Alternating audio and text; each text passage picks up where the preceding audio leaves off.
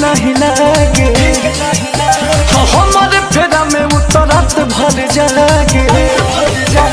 यारवा के मोती गति ठीक नहीं लागे। हमारे फेरा में उतरत भर जागे। नैहर से आइल रहे फोनवा उस खाइल जाता जी। नैहर से आइल रहे फोनवा उस खाइल जाता जी। राजा जी हमारो यारवा क्यों बड़ाइल जाता जी। राजा जी हमारो यारवा क्यों बड़ाइल जाता जी।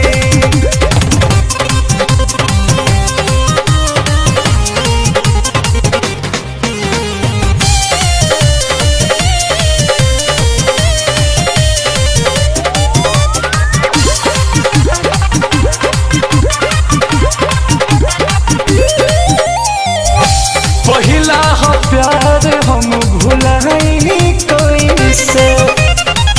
मोह माया वो करा से हटाई कोई से। पहिला हो प्यार हम भुलाई कोई से। मोह माया वो करा से हटाई कोई से। सुना तनिका दो देहियो पिया रहाइल जाता जी।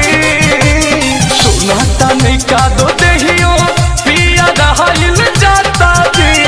राजा जी हमारो यारवा तू बड़ाइल जाता जी। राजा जी हमारो यारवा तू बड़ाइल जाता जी।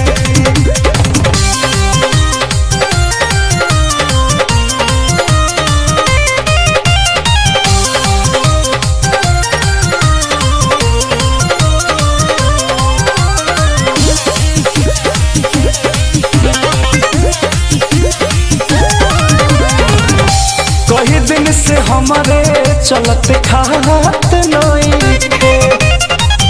अन्न पानी ओकरा घोटात नहीं थे। दो ही दिन से हमारे चलते खात नहीं थे। अन्न पानी पगला के घोटात नहीं थे।